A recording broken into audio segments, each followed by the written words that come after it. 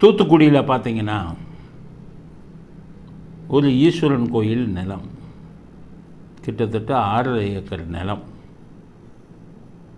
இந்த எடுபுடி சேகர் பாபு என்னமோ கோயிலுக்கு பெரிய தொண்டு செய்கிற மாதிரி துல்கா ஸ்டாலின் பின்னாடியே கோயில்களுக்கெல்லாம் போய் நெத்தியில் பட்டை அடிச்சுக்கிட்டு பெரிய பக்திமான் மாதிரி வேஷம் போடுறாரு. என்ன வேலை பண்ணியிருக்காரு பாருங்கள். தூத்துக்குடியில் 6.5 ஏக்கர் நிலம், கோயிலோட நிலம். அங்கே இருக்கிற திமுக அமைச்சர் கீதா ஜீவன் ரெக்கமெண்டேஷன் கொடுக்குறாங்க, கட்சிக்காரனுக்கு அந்த நிலத்தை கொடுன்னு. உங்கள் அப்பா விட்டு நிலம் மாதிரி சொந்தமாக சம்பாதிச்சு உங்கள் அப்பாவோ இல்லை உங்கள் பாட்டனாரோ சொந்தமாக சம்பாதிச்ச நிலமா இருந்தால் யாருக்கு வேணாலும் நீங்கள் தத்து கொடுக்கலாம். கோயில் நிலம் வெக்கமாக இல்லை இந்த கீதா ஜீவனுக்கு, இந்த சேகர் பாபுக்கு. சேகர் பாபுலாம் உங்களை தூக்கி மந்திரியாக போட்டுருக்கு கோயில் இதுக்கு. கோயில் ஒரு சொத்தை காக்க வேணாமா? உங்கள் ஆளுங்கட்சிக்காரனுக்கு கீதா ஜீவன் சொன்னாங்கன்னு சொல்லி ஒரு அவனுக்கு 6.5 ஏக்கரை அடிமாட்டு விலைக்கு குத்தகைக்கு கொடுத்துருக்காங்க. நான் ஆரம்பத்திலேருந்தே சொல்லிக்கிட்டு இருக்கேன், இந்த ஊழல் வெளியிலேயே தெரியாது. சேகர் பாபு ஏதோ கோயிலுக்கு நல்லது செய்கிற மாதிரி பண்ணிவிட்டு கோயில் நிலங்களை பூரா கட்சிக்காரன் பெரிய தொழிலதிபர்களுக்கு விலைக்கு கொடுத்த மாதிரி கொடுத்துக்கிட்டு இருக்காங்க. நம்பிக்கை துரோகம். லைலா கல்லூரின்னு ஒரு கல்லூரி இருக்குது சென்னையில், அது கோயில் ஈஸ்வரன் இதுன்னு சொல்கிறாங்க. அத்தனை ரெக்கார்டையும் காலி பண்ணிட்டான் டிஎம்கேக்காரன். சப் ரிஜிஸ்ட்ரார் ஆஃபீஸில் ரெக்கார்டே கிடையாது. அது யாருடைய சொத்து? லைலா கல்லூரி சொத்தாக இருந்தால் இப்போ வேணுமே டாக்குமெண்ட் இருக்கணும்ல, பேரண்ட் டாக்குமெண்ட் இருக்கணும்ல, தாய் பத்திரம் எதுவுமே இல்லை. ஆயிரக்கணக்கான கோடி ஒரு வாடகையை கொடுத்தா அந்த கோயிலுக்கு வந்து இது பண்ணலாம், எல்லாமே பண்ணிட்டான் திமுகக்காரன். இப்போ சேகர் பாபு அதை விட டபுள் மடங்கு. சென்னையில் இருக்கிற பிரபலமான இடத்தெல்லாம் அடித்து காலி பண்ணுறான் அந்த ஆள்.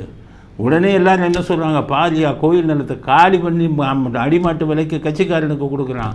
மிகப்பெரிய கோடீஸ்வரர்களுக்கு கொடுத்துட்டு நூற்றுக்கணக்கான கோடியை வாங்கிக்கிட்டு மிகப்பெரிய அட்டூழியம் பண்ணிக்கிட்டு இருக்கார் இந்த சேகர் பாபு. அதனால் இப்போ ஈஸ்வரன் கோயில் தூத்துக்குடியில் ஆளுங்கட்சிக்காரனுக்கு கொடுத்துட்டான். இனி அவன் பில்டிங்கை கட்டிடுவான், அவ்வளோதான். கோயில் சொத்தை இவங்க கையில் போயிடும். இது ஒரு இது. இப்போ பொன்மாணி கோயில் சொல்கிறார், இது மட்டுமா? மாநில மத்திய அரசாங்கங்கள் எத்தனை இது பண்ணுறான்னு பாருங்கள். வரி போடுறான் கோயிலுக்கு, கோயில் வருமானத்துக்கு வரி போடுறான், ஜிஎஸ்டி. என்னத்தை சொல்கிறது உங்களெல்லாம்? உங்கள் அரசியல்வாதிக்கு மட்டும் வருமான வரி விளக்கான், அவர்களுக்கு வரக்கூடிய டொனேஷனுக்கு வருமான வரி கிடையாதான். ஆனால் கோயிலுக்கு வருஷத்துக்கு மாதத்துக்கு 60 கோடிக்கு மேலே வரி போடுறாங்க, ஜிஎஸ்டின்னு போட்டு. இல்லை எவ்வளோ கேவலமான விஷயம்.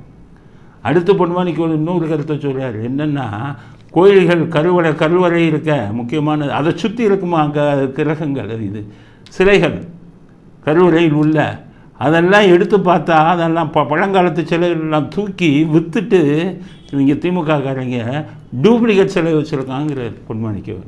எல்லாத்தையும் காலி பண்ணிட்டான். இந்த கோயிலை பார்வை எடுத்து ரொம்ப பழமையான கோயில், புராதன கோயில். அந்த புராதனத்தினுடைய கேரக்டர் எல்லாமே அழிக்கப்பட்டிருக்கு. அழிக்கப்பட்டு புதுசாக ட்ராப் கலர்ஸ்லாம் போட்டு நல்ல கம்ப்ளீட்டாக barbaric vandalism has done it's ஒர்ஸ்ட்னு சொல்லுவாங்க. அந்த மாதிரி கம்ப்ளீட்டாக பண்ணிட்டாங்க. உள்ளே இருக்கக்கூடிய நிறைய அந்த கோஷ்ட தெய்வங்கள்லாம் நிறையா இருக்கும் அந்த கருவறையை சுற்றி. அதெல்லாம் புதுசு இருக்குது. அந்த ஏற்கனவே இருக்கக்கூடிய ஒரிஜினல் ஆன்டிகைடல் எல்லாமே களவாடப்பட்டு வெளியே போயிடுச்சு. அது யாருக்கும் தெரியலை. என்ன அரசியல்வாதிகள் எல்லாத்தையும் குற்றம் சொல்கிறாரு. எல்லாத்தையும் தூக்கி இதுக்கு கொடுத்துட்டு டூப்ளிகேட்டை உள்ளே வச்சுருக்கான். இது ஒரு வகையான குற்றம், இது ஒரு வகையானது. இதே மாதிரி உங்களுக்கு சென்னையில் நான் ஏற்கனவே சொல்லியிருக்கேன், வடபழனி கோயில் 4-5 ஏக்கர் நிலம் சாலி கிராமத்தில் யாரோ ஒருத்தர் முருகர் கோயிலுக்கு எழுதி வச்சுருக்காரு, வடபழனி முருகர் கோயில். பட்டா பார்த்தனா வடபழனி முருகர் கோயில் எல்லாமே இருக்குது. இன்றைக்கி அது ஒரு கல்லூரிக்கு போயிடுச்சு, தனியார் கல்லூரிக்கு. எப்படிடான்னு எடுத்து பார்த்தா எக்ஸிக்யூட்டிவ் ஆஃபீஸரே துணை போகிறான். அதில் எக்ஸிக்யூட்டிவ் ஆஃபீஸரே துணை போய் எல்லாம் இது பண்ணி அந்த கல்லூரிக்கு ஆதரவாக இவனே அஃபிடவிட்டை போட்டு கிட்டத்தட்ட 200 கோடி பெறும். அது இவன் அதில் கமிஷன் வாங்கிட்டு அந்த நிலத்தையும் காலி பண்ணிட்டான். இப்போ மாதிரி கண்ணுக்கு தெரியாத அந்த சேகர்பாபு இந்த நவீன கொள்ளையை ஒவ்வொரு கோயிலையும் வச்சுக்கிட்டு கட்சிக்காரனும் கொடுக்குறது. கோயில்னா அவங்க அப்போ விட்டு சொத்து மாதிரி கோயில் சொத்துக்களை இந்த மாதிரி ஒரு மிகப்பெரிய மோசடி நடந்திருப்பதாக இப்போது குற்றச்சாட்டு வந்திருக்கு. கீதா ஜீவன் மேலே, சேகர்பாபு மேலேயும் பண்ணி கொடுத்துருக்காங்கன்னு பொன்மாணிக்கு அவர்கள் போடுறாரு குற்றச்சாட்டு. பழைய சிலைகளை தூக்கிட்டு டூப்ளிகேட் சிலை வச்சுருக்கான், யாரும் கண்டுபிடிக்க முடியாதுன்னு. நான் இப்போ தான் பார்த்தேன் அப்படின்னா அவரும் சொல்கிறாரு. வரி போட்டு ஜிஎஸ்டி போட்டு சாமிக்கே போட்டான். இவங்களுக்கு மட்டும் வருமான வரி கிடையாதான். ஒரு பெரிய வெட்டி முழிக்கிறாங்க அரசியல்வாதி. நாட்டை கொள்ளையடிச்சுக்கிட்டு நாட்டை ஆள தெரியாமல் மக்களுக்கு தொந்தரவு கொடுத்துக்கிட்டு இருக்கிறவன்லாம் இவனுக்கு வரி விளக்கான். ஆனால் கோயில்களில் வர வருமானத்துக்கு ஜிஎஸ்டின்னு போட்டுக்கிட்டு இருக்கான். அப்படிங்கிற விஷயத்தையும் அவர் பொன்மாணிக்க தெரிவித்திருக்கிறார். வேதனையான விஷயம். அதனால் கோயிலுக்கு ஹெச்ஆர்என்சிக்கு என்றைக்கு ஒரு நல்ல மனுஷன் வராங்க, மந்திரியாக வராங்களோ அன்றைக்கி தான் நாடு உறுப்பணும். எம்ஜிஆர் ஆட்சி அமைக்கும் போது 1977 ஹெச்ஆர்என்சி ஆட்டை கொடுக்கணும்னு ரொம்ப யோசித்தார். அவர் தான் சாண்டோசினை பார்த்து அவரை கூப்பிட்டார். அவர் தலையில் நெத்தி பூரா விபூதி, கையில் விபூதி, உடம்பு பூரா விபூதி வச்சுருந்தவர். அவரை கூப்பிட்டு சொன்னார், உங்களை தான் ஹெச்ஆர்என்சி மினிஸ்டராக போட போகிறேன், கோயில்கள் நிலத்தை காப்பாற்றுங்க, நீங்கள் ஒரு முருக பக்தர்னார். அவர் என்னால் முடியாது, எனக்கு என்ன நம்பி சினிமாவில் இருக்காங்கன்ட்டு போயிட்டார். அது மாதிரி வர்ற முதலமைச்சர்கள் ஹெச்ஆர்என்சிக்கு ஒரு நல்ல தெய்வ பக்தி இருக்கிறவனை, இந்த ஜெயிலுக்கு போனவன், இந்த லாக்கப்லேருந்து வாங்கினவன், இவங்களெல்லாம் போடாமல் ஒரு நல்ல தெய்வ பக்தி உள்ளவனை போட்டால் கோயில்களின் இது காப்பாற்றப்படும்.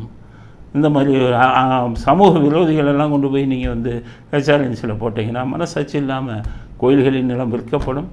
மத்திய அரசாங்கமும் மாநில அரசாங்கமும் சேர்ந்து இறக்கமற்ற முறையில் டேக்ஸ் அடிக்கிறான். கோயிலிருந்து வர்ற பணத்தை அரசாங்கங்களே கொள்ளையடிக்கிறான் வெக்கம் இல்லாமல். வேறு பிழப்பு பிழைக்கலாம். இதுக்கு பாஜக வந்துக்கிட்டு ஒரு ஆன்மீக அரசுன்னு தானே சொல்கிறீங்க. கோயில்களுக்கெல்லாம் நீங்கள் வழி போடலாமா? உங்களுக்கு மட்டும் வர்ற டொனேஷனுக்கு, அதானிகிட்டேருந்து வர்ற டொனேஷனுக்கு, உங்களுக்கு இவன்கிட்டருந்து அம்பானிகிட்டேருந்து வர்ற டொனேஷனுக்கு வரி விதிப்பு விலக்கு 20,000 கோடி வந்தால் நோ டேக்ஸ். ஆனால் கோயில்கள் சாமி கும்பிட்டு பக்தர்கள் போடுற பணத்துக்கு டேக்ஸ் ஆகும். கோயில்கள் நிலத்திலிருந்து வரக்கூடிய வருமானத்துக்கெல்லாம் டேக்ஸ் ஆகும். இப்படி போய் கொண்டிருக்கிறது நாடு. அப்படிங்கிற வேதனையான செய்தியையும் இன்றைய செய்தியாக பதிவு செய்ய விட விரும்புகிறோம். இத்துடன் இன்றைய அரசியல் ஆடுகளம் நிறைவு பெறுகிறது. மீண்டும் நாளை புதிய செய்திகளுடன் உங்களை சந்திக்கிறோம். நன்றி, வணக்கம்.